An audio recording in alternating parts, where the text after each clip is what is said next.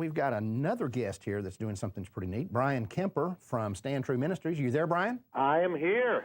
Thank you for joining us today. Definitely an honor to be with such great pro-lifers there. Now listen, I'm going to expect you to top this story that Vicki just told us. It's a competition. I think he can do it. Well, you know, I don't know if I can. I mean, you can't top a saved baby. No, that's right. Except with stories of more saved babies. Right.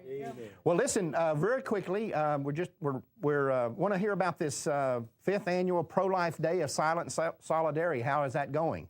Absolutely amazing. We are so excited to see so many young people willing to take a stand for life. And it's actually today. Actually today. I'm the one person who gets to speak on the day because I'm on the radio or the phone doing interviews all day. But we have students from over 4,700 campuses in 25 countries that have taken a vow of silence today. Over 200,000 young people have given up their voice for those that will never have a voice. And it's become one of the most powerful events on campuses around the country. You know, if you get a group of 20 or 30 kids talking about something on campus, you might get a little buzz. But if you get this large group of kids who remain absolutely dead silent and wear that red duct tape, every single person wants to know why and what's going on.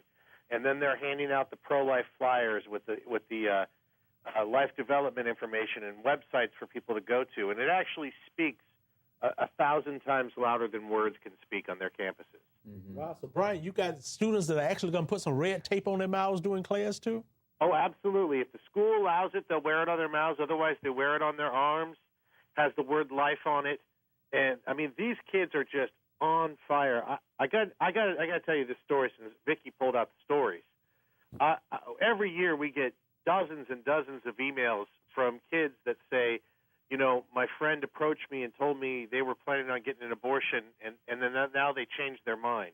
We tell the kids, if someone approaches you, obviously you break your silence and you talk to them. You don't want to let that opportunity go away. But I got an email the other day, about 3 nights ago, from a young lady. She was in class, and her teacher said to her, you could go ahead and participate in this, but if you remain silent, I'm giving you a 0 for the day in class. The girl took the 0. About an hour later, she's in the bathroom.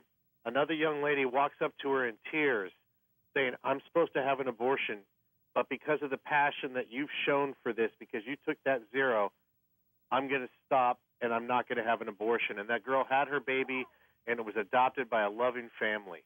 Wow. And we had another young man call me a week and a half ago. Last year, he went to school. He was 14 years old. He was an atheist. He saw all the kids doing it. He started asking questions the next day, gave his life to Christ, and this year at 15, he's running the event in his school in Georgia. It's amazing. You know, everybody thinks that trying to get people not to have abortions is very difficult and hard. In most cases, it's actually very simple. Right. These women are looking for someone to tell them it's okay not to kill their baby. And you look at this situation, this girl got a 0, and the result is she saved a baby. I got lots of 0s for no reason whatsoever when I was in school. So, But Bob, that's another thing. Young people, you know, I really get upset. Bryan Kemper knows I'm kind of like this. I hate these hay rides that they have at churches for youth groups and all this kind of stuff because they treat young people just like they're children. Right. And actually, when a person's a teenager, children. yes, they're actually young adults. Right. And they don't need to be entertained. They're young adults, and they are willing to make the kind of sacrifices that are needed. Right. And for that young lady to have the guts enough to go ahead and take a 0 in her class, she was saying, I am willing to sacrifice. This is how much I believe. Right. And it made a statement to her friends. These young people are something else out there. right. Absolutely. Reverend Hunter, you know, we go way back and working with different youth organizations. And, you know, I'll tell you, I am sick and tired of people telling kids that they're the leaders of the future. They are the leaders of today. Right now. They are standing up.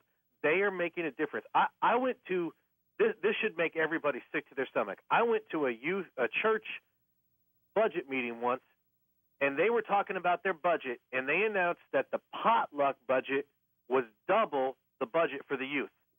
The potluck budget was double. People treat youth like they're just a side item. Right. They're just a little extra thing. I am telling you, It is the youth of this country that are going to set things on fire, and they're going to turn this around. And I have seen it so many times in all the years doing youth work, even with Johnny Hunter's daughter and his sons and the friends that they've had and the differences that they've made with their friends. These kids, see, the one thing that these kids still have, I get adults come to me all the time saying, Bryan, do you really think we can win this battle? Do you really think we can do it? See, the kids, they know the answer. Yes. They look back and say, well, how big is your God? Right. Because my God is bigger than the abortion holocaust. They still believe we can win this battle. Amen. And that's why the adults, we need to invest. We need to be involved in what the youth are doing. And there are so many groups like Survivors and Stand True and all these Crossroads and all these youth organizations that are kind of looked over as, oh, that's just the youth stuff. But we are giving kids the tools and the ways to go out there and giving them a pro-life movement that they can take ownership of and be proud of, and they are going out there and they are setting fire in their schools. Absolutely. Amen. Well, Bryan, keep up the good work, man. You guys are doing really good stuff out there. Thank you so much. And this is a great thing. And I tell you what, let us know if you have any really interesting things that come about as a result of this month. You won't know about it until the next few days probably. But let us know if we can get some more publicity out there for this. Absolutely. Can I give the website where all the pictures and the stories will be? Absolutely. SilentDay.org is the website. That's SilentDay.org. And over the next few days, we'll be adding all the pictures. The kids send in tons of pictures of them getting involved in all the stories and stuff. And I just ask all the adults, please be praying for these young people because they are making differences. Well, by the time people get this show, all that stuff will already be out there. And so we'll put the website up on the screen for people to go to. Absolutely. Thank you so much, Mark and Troy and Johnny and everybody. Well, thank you.